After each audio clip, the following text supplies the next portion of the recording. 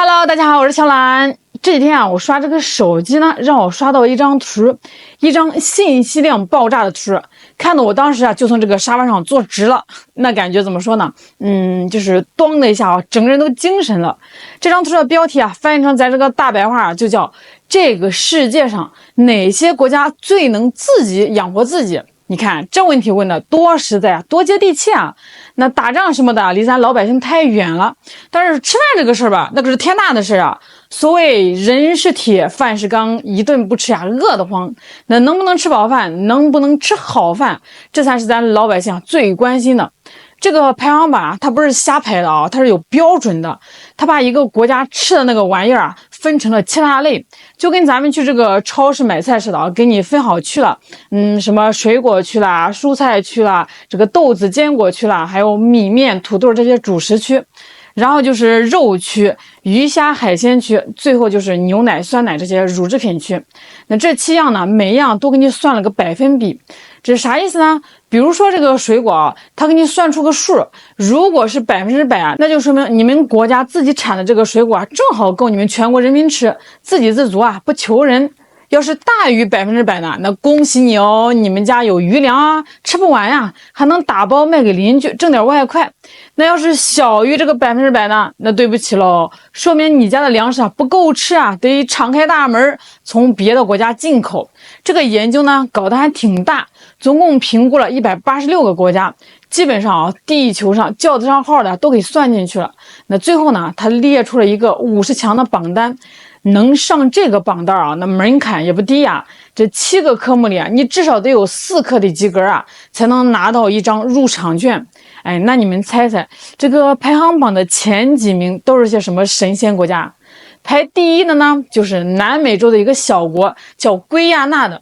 哎呦，这个国家厉害了，7个科目呀，门门都是满分啊，全亮绿灯，就跟开了挂一样啊，简直就是全球干饭大学里的全科状元啊。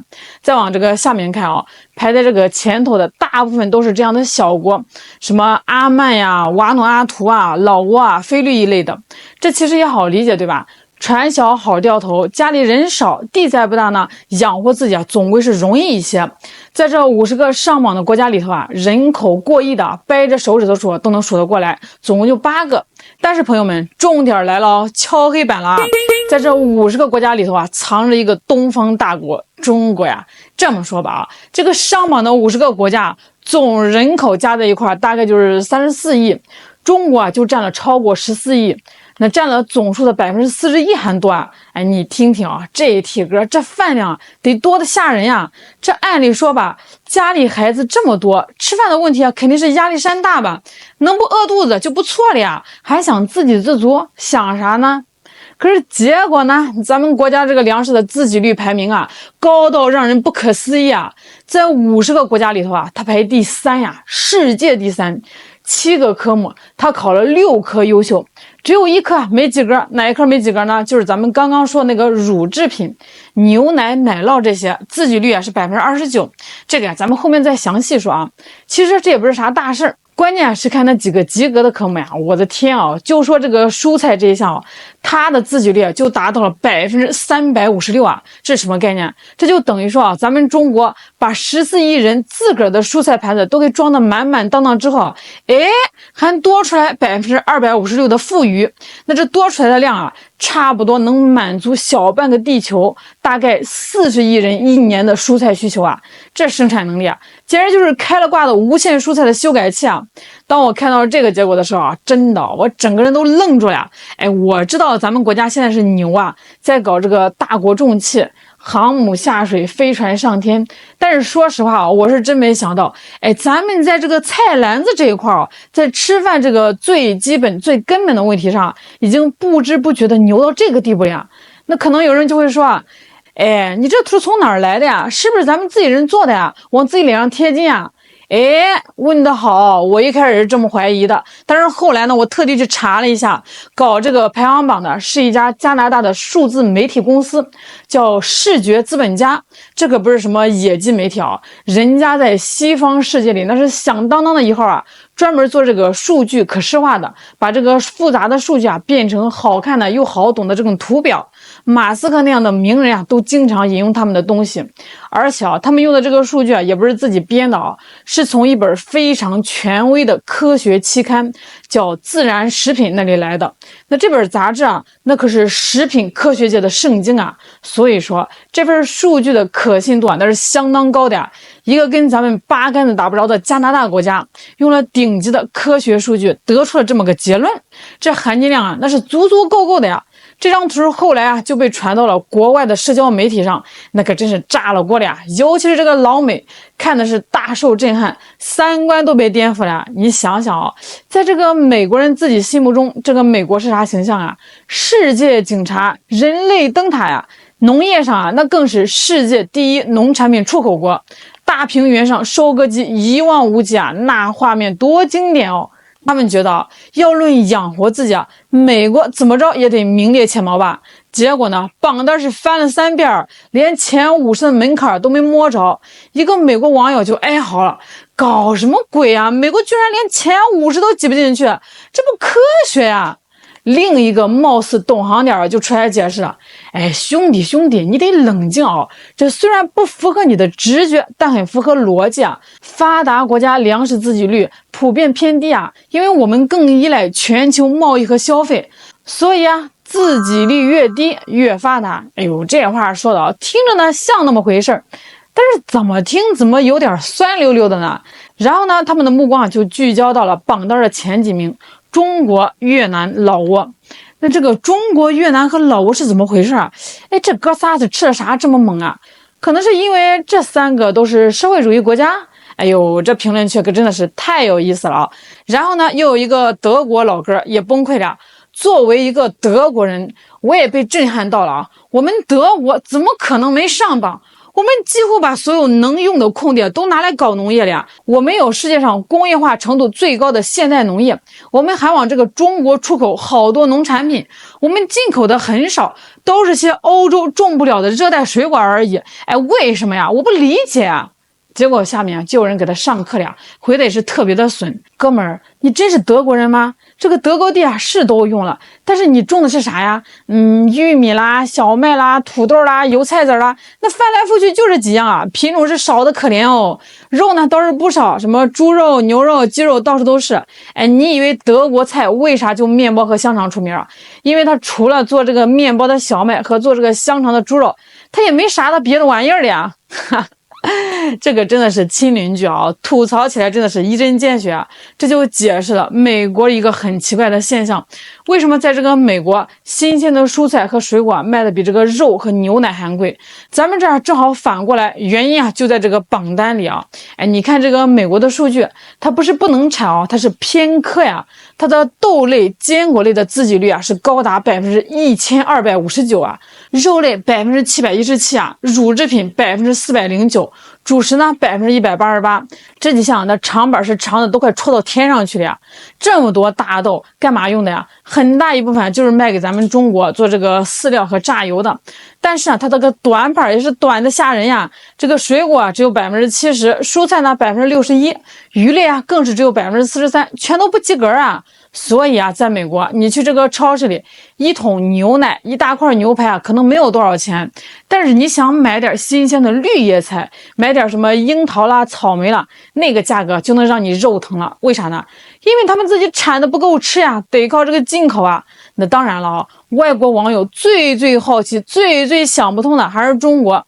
有个网友就问了我很好奇，为啥这个中国别的项目分都那么高，就那个牛奶分那么低呢？从这个战略上讲，这个中国不是有很多牧场吗？牛奶又是补充蛋白质和热量的好东西，不发展这个说不通哎，这个问题问到点子上了，底下马上就有人给出了解释，而且说是非常到位我想这可能是因为这个乳制品压根就不是亚洲美食的主要原材料吧。这个亚洲人对这玩意儿不是很依赖。再说了，大部分的亚洲人天生就有乳糖不耐症。这个就说到点子上了乳糖不耐这个不是开玩笑的。咱们东亚人尤其是中国人，很多人的身体里就缺那个分解乳糖的酶。这个牛奶如果喝猛了，这个肚子就得咕噜咕噜唱大戏了，然后呢就得赶紧找厕所了。所以啊，咱们的文化里就没有那种天天早上喝牛奶、顿顿饭吃奶酪的传统，这需求啊没那么迫切，那国家自然也就不会提高乳制品的自给率。而且啊，咱们那个29%的自给率啊，那是看得很低，那是跟谁比？跟那些欧美人、新西兰人比啊，他们是把这个牛奶当水喝的呀，那咱们是肯定比不了的。但是啊，你要是跟咱们东亚、东南亚的邻居们比啊，他们好多国家的乳制品自给率啊只有10%几，甚至干脆就是0%。那这么一比啊，咱们这29%啊，已经是矮子里的将军啊，相当不错了呀。还有一个评论让我印象特别的深，也觉得特别的有意思。一个老外说，我被这个中国的统计数据啊给震撼到了。我没想到中国的肉类自给率啊居然高达301%，而碳水化合物啊，就是这个米饭、面条这些主食的自给率啊才170%。这和我的印象完全是反过来的呀。他接着说，我知道这个中国养了很多的鸡、猪，但我一直以为大米、山药这些淀粉主食啊，在中国人的饭桌上占比会更大才对。我之前听说啊，这个中国它为了养猪盖了一座26层楼高的养猪场啊。朋友们，这位网友说的26层高的这个养猪场，它不仅是真的，而且还不止一座，咱们管它叫生猪大厦。猪井房这玩意儿啊，就是用高科技工业化的方式啊，在立体空间里养猪。所以啊，那些还停留在中国人主要就是吃米饭的旧印象里的人啊，该更新一下这个脑子里的数据库了啊！咱们现在不光是要吃饱，还要吃好啊，大口吃肉啊，早就不是什么新鲜事了。咱们再回头看看咱们的邻居印度，都是14亿人口的大国啊，建国时间呢也差不多。论起点啊，这个当年印度啊，甚至比我们还好一点，接受的家底儿更厚实。可一晃70多年过去了啊，结果怎么样？咱们的粮食自给率啊，都冲到了世界第3，而这个印度呢，还在50强的榜单外徘徊。这就让我想起了一部特别经典的电视剧啊，叫《人间正道是沧桑》，里头啊有这么一段戏，杨丽清她姐杨丽华在这个重庆啊见到了自己的丈夫国民党将领董建昌。董建昌当时啊正喝着一碗小米粥，他就感慨啊：“哟，小米粥，呵呵，有点延安的意思啊。”丽华，说实话，我董建昌对共产党历来是佩服的。就说陕北这么个不毛之地，人家弄的是红红火火，你对他封锁，人家搞大生产，五谷丰登，6畜兴旺，就这一点就不得了，不仅会打仗，还会抓生产，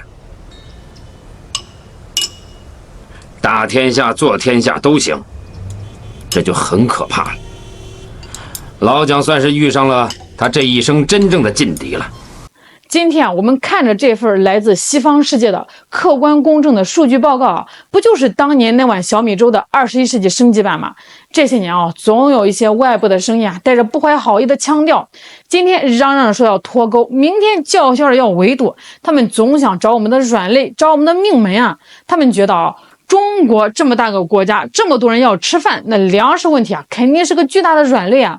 他们以为啊，只要在这个粮食上卡我们一脖子啊，我们就会屈服，就会低头。